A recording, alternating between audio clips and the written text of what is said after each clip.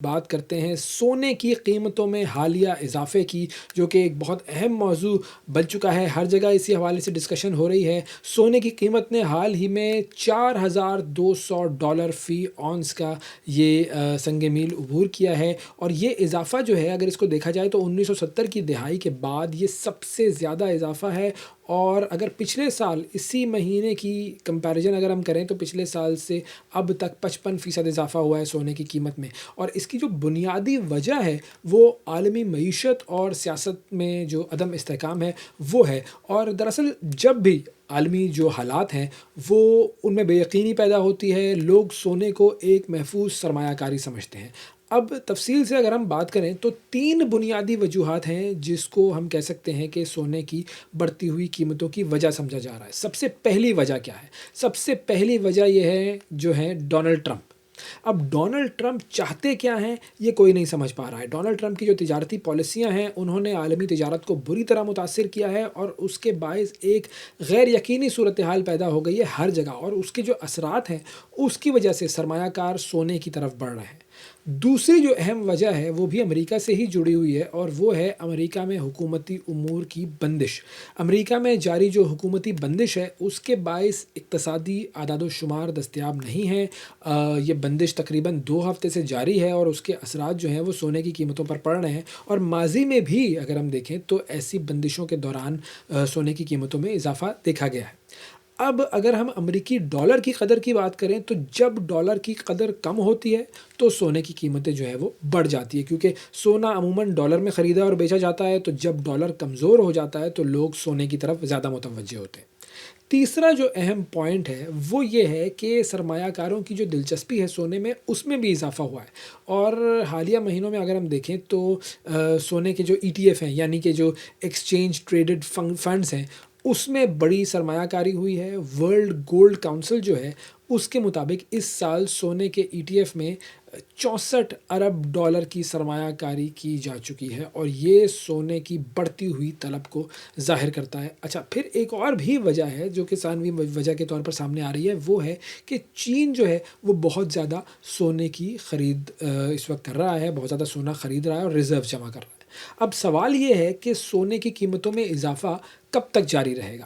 تو جو ماہرین ہیں وہ یہ کہہ رہے ہیں کہ اگر حکومتی بندش ختم ہو جائے امریکہ کی، یا پھر عالمی تنازعات میں کمی آ جائے تو پھر سونے کی قیمتوں میں کمی بھی ہو سکتی ہے، لیکن فی الحال ایسا کچھ ہوتا ہوا دکھائی نہیں دے رہا ہے۔ کچھ ماہرین کا یہ بھی کہنا ہے کہ موجودہ جو معاشی منظرنامہ ہے اس میں کم از کم اگلے 5 سال تک سونے کی قیمتوں میں اضافے کا ہی رجحان برقرار رہنے کی امید ہے، لیکن یہ حتمی بات نہیں ہے۔ سب سے اہم چیز یہ ہے کہ یہ حتمی چیز نہیں ہے۔ سونے کی قیمت میں کبھی بھی گراوٹ ہو سکتی ہے، لہٰذا جو بھی سرمایہ کاری کرتا ہے اس کو محتاط رہنے کی ضرورت ہے، کیونکہ سونے کو ایک محفوظ سرمایہ کاری سمجھا جاتا ہے، لیکن اس میں خطرات موجود ہیں۔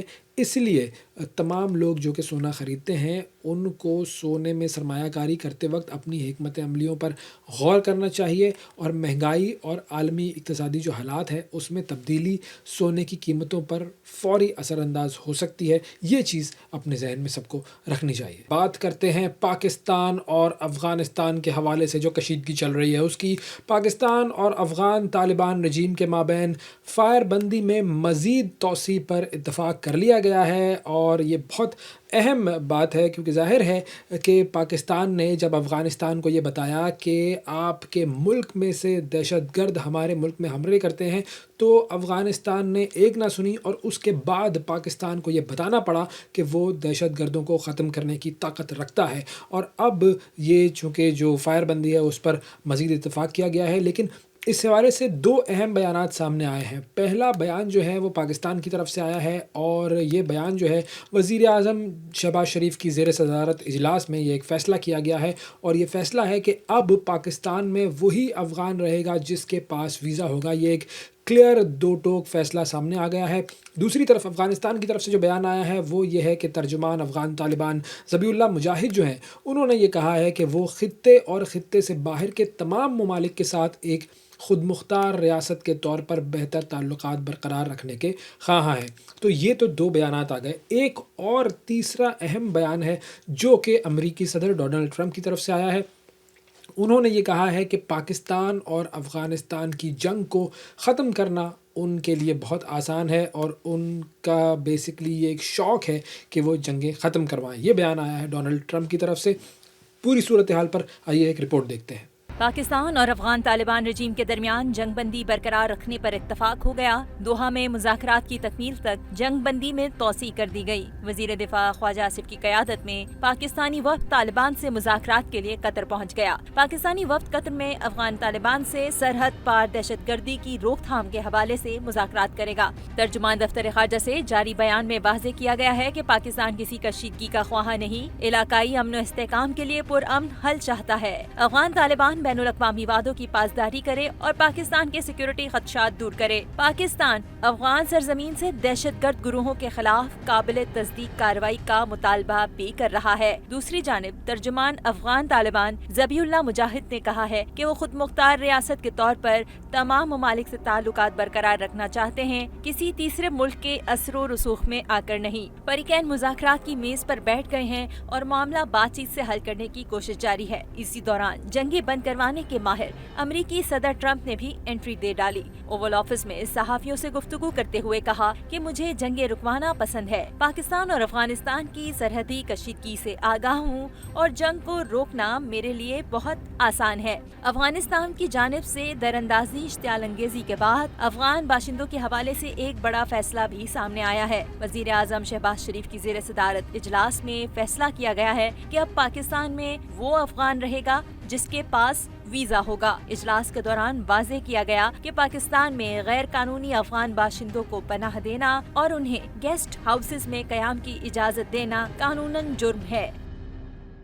رپورٹ آپ نے دیکھی ناظرین، پاکستان اور افغانستان کی صورتحال، اور اسی تناظر میں افغانستان کرکٹ بورڈ کی طرف سے ایک فیصلہ آیا ہے. افغانستان کرکٹ بورڈ نے پاکستان کے ساتھ جو 3 ملکی T20 سیریز تھی اس میں شرکت سے انکار کر دیا ہے. پکتیکا واقعے کے باعث افغان بورڈ نے احتجاجاً پاکستان کے خلاف میچ نہ کھیلنے کا فیصلہ کیا ہے اور 17 نومبر سے یہ سیریز جو تھی یہ شیڈیول تھی اور اس میں پاکستان اور افغانستان کے ساتھ سری لنکا کی ٹیم جو ہے اس نے شرکت کرنا تھی اور اس میں انہوں نے پاکستان کے خلاف کسی بھی میچ میں شرکت نہ کرنے کا اعلان کیا ہے. یہ اب اگر اس اعلان کو دیکھیں تو یہ بیسیکلی انڈیا کی جب شے ملتی ہے افغانستان کو تو پھر وہ اس طرح کی باتیں کرتے ہیں اور اس طرح کی حرکتیں کرتے ہیں. اب یہ جو سیریز ہے اس کا انعقاد 17 نومبر سے ہونا تھا اور یہ 3 ٹیمیں اس میں کھیلنی تھی اور ان 3 ٹیموں میں سے اب چونکہ 2 ٹیمیں رہ گئی ہیں، پاکستان اور سری لنکا، تو اب جو پاکستان کرکٹ بورڈ ہے اس نے بھی ایک فیصلہ کیا ہے اور ان کا ایک بیان سامنے آیا ہے. بیسیکلی انہوں نے تو اس فیصلے پر افسوس کا اظہار کیا ہے افغانستان کے، اور انہوں نے کہا کہ دونوں ملکوں کے درمیان جو کرکٹ تعلقات ہیں وہ بڑے اہم ہوتے ہیں. لیکن پاکستان کرکٹ بورڈ جو ہے اس نے یہ بھی کہا ہے کہ وہ افغانستان کرکٹ بورڈ کے فیصلے کا احترام کرتے ہیں اور مستقبل میں دونوں ملکوں کے درمیان جو کرکٹ روابط ہیں ان کو بہتر بنانے کی کوششیں جاری رکھیں گے. اب یہ جو تیسری ٹیم ہے اس کے حوالے سے بھی پاکستان کرکٹ بورڈ نے ایک بیان جاری کیا ہے. اس میں انہوں نے کہا ہے کہ ٹرائی نیشن سیریز جو ہے وہ تو اپنی جو شیڈیول ہے اس کے مطابق ہوگی اور اب چونکہ افغانستان نہیں ہے اس سیریز میں تو تیسری ٹیم کا آپشن دیکھا جا رہا ہے. انتظامات جاری ہیں اور اس حوالے سے بہت جلد کوئی نہ کوئی فیصلہ جو ہے وہ کر لیا جائے گا. 17 سے 29 نومبر تک یہ سیریز شیڈیول تھی اور اب دیکھنا یہ ہے کہ پاکستان اور سری لنکا کے علاوہ اس میں کون سی تیسری ٹیم شرکت کرتی ہے.